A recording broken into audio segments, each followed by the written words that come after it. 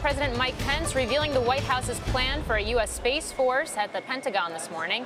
Just started speaking. Let's listen in.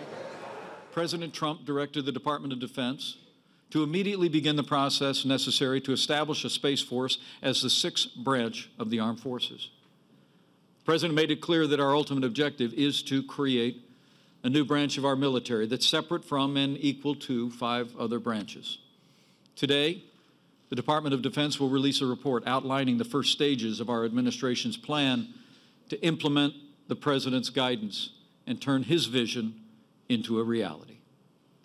This report reviews the national security space activities within the Department of Defense, and it identifies concrete steps that our administration will take to lay the foundation for a new department of the Space Force. Now, to be clear, the Space Force will not be built from scratch, because the men and women who run and protect our nation's space programs today are already the best in the world. Since the dawn of the space age, America has remained the best in space.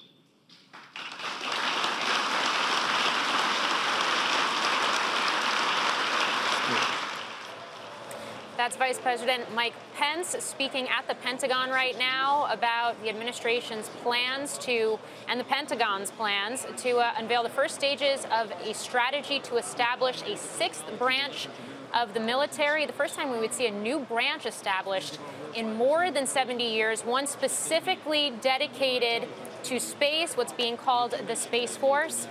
The Department of Defense is unveiling the details of those first stages today at this event. But this really, guys, marks or speaks to the shift we've seen in terms of warfare and the fact that space is increasingly playing a much more crucial role in the defense and security of the U.S. And I wonder, history-wise, whether we'll look back on this period similar to the period when submarines started having an impact on warfare. I mean, such a huge game changer in that sense. And clearly, space has been important up to this point, satellite technology and more. But if there's really going to be a spike in investment there, oh boy.